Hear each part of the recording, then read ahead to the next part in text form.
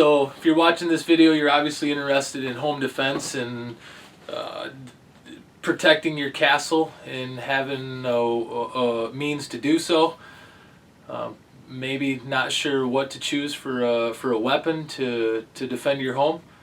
And this video is just to give you some options. I know there's a lot of videos out there, but I'm going to make my own. Everybody has their own taste and what they prefer.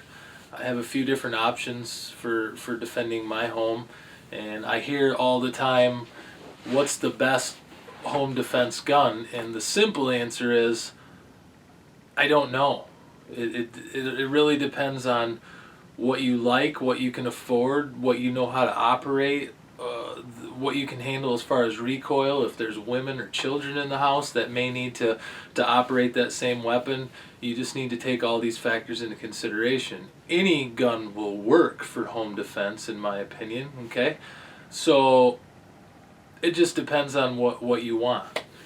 My personal favorite for home defense, what sits on my nightstand every night, is one of two guns. It's either a Glock 19 with a Streamlight TLR3. Let's see if I can get that in there. I gotta show you this real quick. My wife has my tripod in her car and she's at work, so I'm rocking no tripod, and I got, this is my homemade tripod, ammo can, 2 AR mags, and a little pick. Anyway, that's, so if it's not very straight, please forgive me. But anyway, I just thought I'd share that with you guys. And of course it's not wanting to sit straight. Son of a biscuit. Now it's crooked. See, this is all raw footage. I don't have a film crew. Anyway, it's a little crooked, but you know, it'll be alright. So, Glock 19, rocking the Streamlight TLR3, or Springfield XD 40 caliber, usually rocking some sort of weapon light. It just depends on what I decide to carry that day. I find myself more and more carrying the Glock, favoring the 9mm, favoring the higher round count. And that's the next thing I want to talk about, is capacity, magazine capacity in your home defense gun, where some of your 5-shot revolvers, that's what they are, they hold 5 shots. I'm not saying that you shouldn't have a revolver. I'm just saying that under stress, you may not connect within those 5 shots, and then if you don't have more bullets in your pocket, in a speed loader, or available to you, that's if you have time to reload at all, you might be in trouble. So another thing to think about is magazine capacity. The Glock 19, for those that don't know, a standard mag holds 15 rounds plus 1 in the chamber, and that sits flush.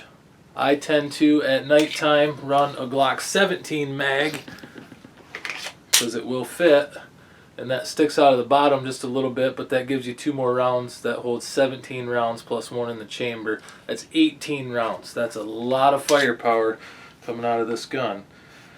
I would really hope that you don't need 18 rounds, but hey, you never know. The Springfield holds a little bit less because it's a 40 caliber. In fact, I haven't played with this gun in a while. I think it holds 13. No, holds 12. Now I'm going to get a bunch of people making fun of me because I don't know. Well, I know there's a 9-round mag and a 12-round mag that come with the Springfield. So, that's that. Settled. Anyway, sometimes I forget, I can't remember all these guns and all these magazines. But anyway, what I'm trying to say is there's a lot of firepower capability out of a semi-automatic pistol, whether it be a Glock, a Springfield, a Ruger. It doesn't really matter. And I prefer the handgun with a light for a couple reasons. One is it's real easy to work one-handed.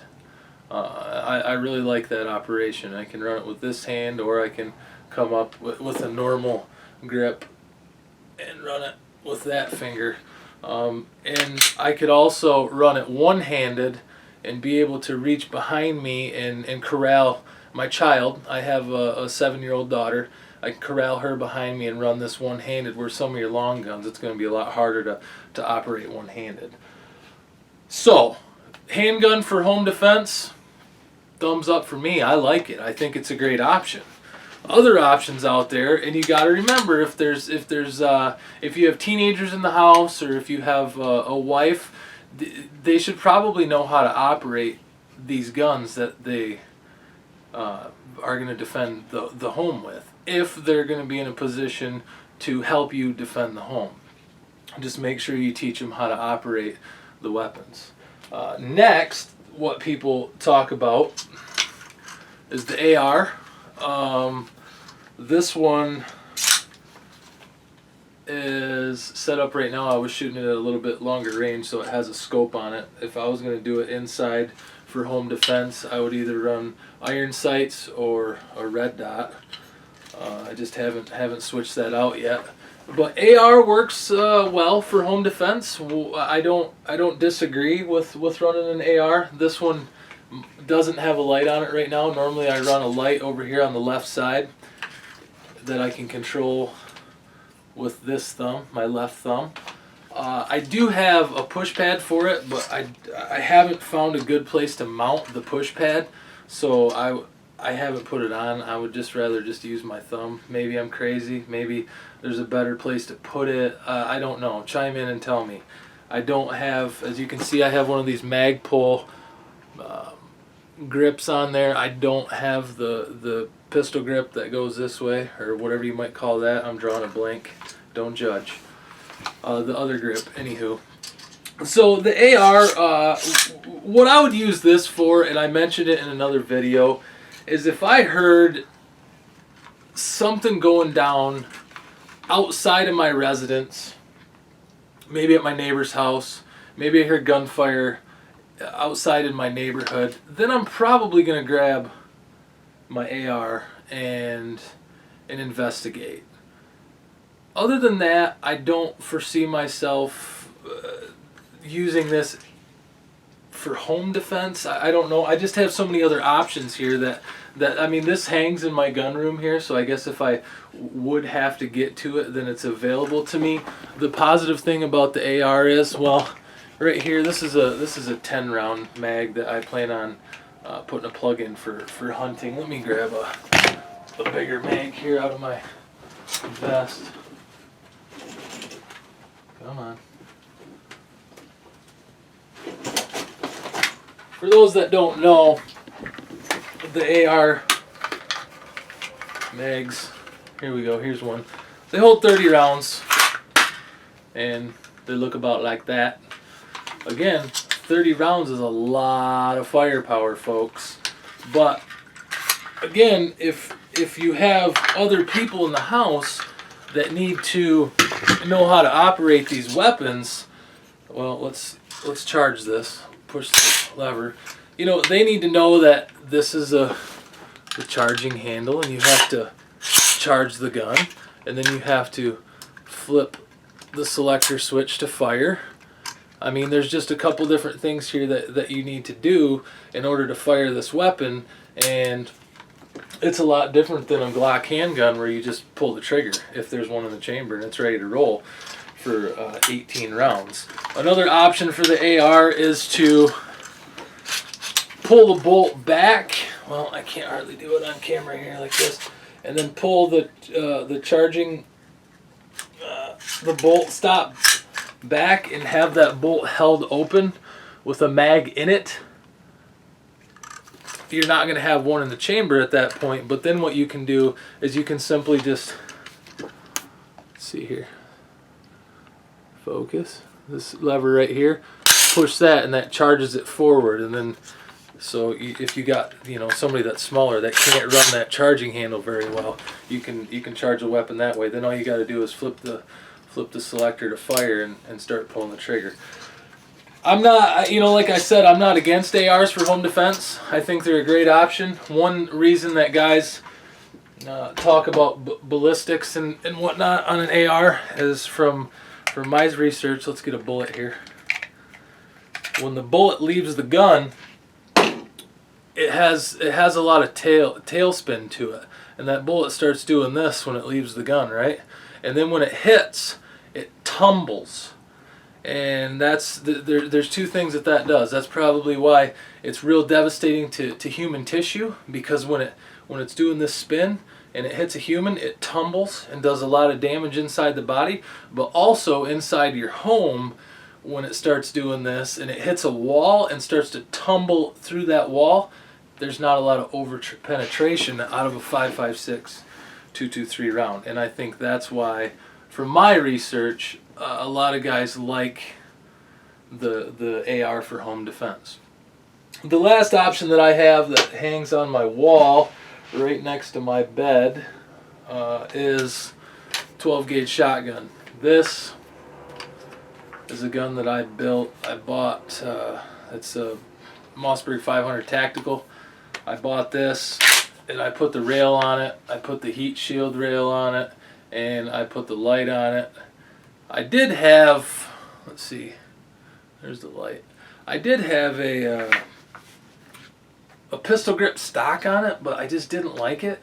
So I returned it and I put the original stock back on it, and I really just kind of like that better. So anyway, this gun holds 6 in the gun, 5 in the tube, and 1 in the chamber, and then this side saddle holds 6. I run double-aught buck in it, and that's a good thing for home defense is buckshot. One thing that a lot of people think is that I'm gonna tear them up with a shotgun, but what they don't realize is you can miss with a shotgun. This is 9 pellet buckshot, so 9 pellets come out of the end of that barrel in a fairly tight pattern, and inside a home it's going to be a pretty close shot, so the spread isn't going to be that huge on a buckshot inside a home. The distance isn't there, so the spread pattern is going to stay tight, and I'm telling you, under duress, you may miss, just so you know.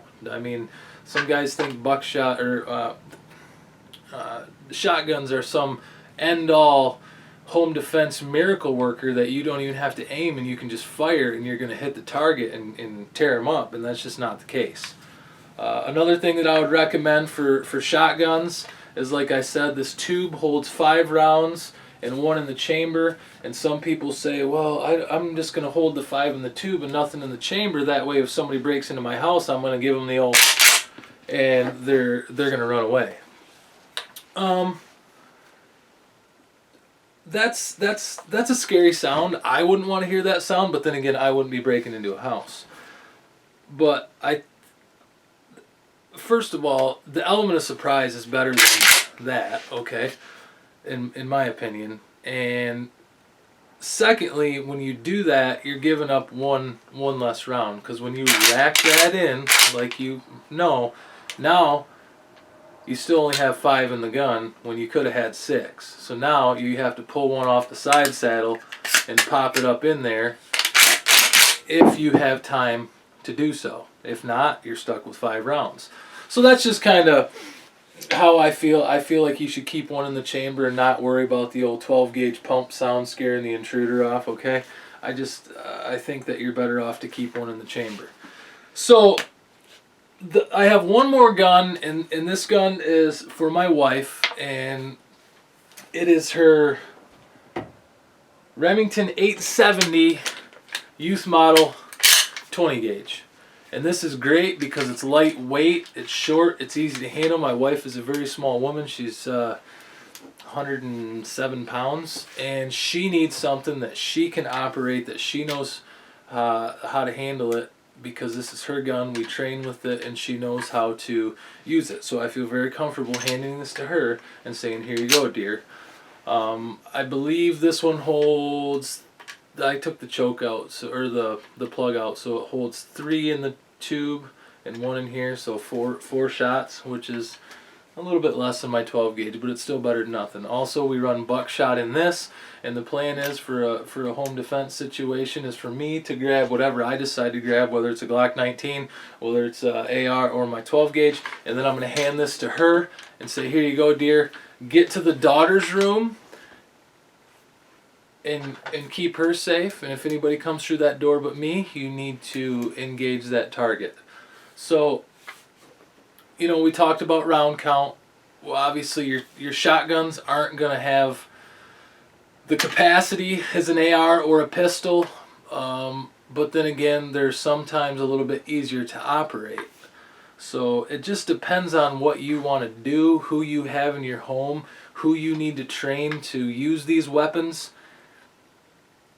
I can't give a definitive answer, okay? I just can't give a strict shotguns are the best for home defense. I think that if you can afford it, options are good to have more than one gun in the home, because if I take off with my Glock 19 and that's the only weapon in the house, and somebody was to get around me and back into the back of the house where my wife and daughter are, how is she going to defend herself? So I think that you need to have a plan of action, and there needs to be more than one weapon. And the second weapon, the person, whether it's your wife, girlfriend, child, grandmother, I don't care, need to know how to operate that to keep themselves safe, because anything can happen. So thanks for watching. This is just a video that I've been wanting to do for a while, talking about different home defense options. And if you like what you see, subscribe to the channel, and I got more videos to come.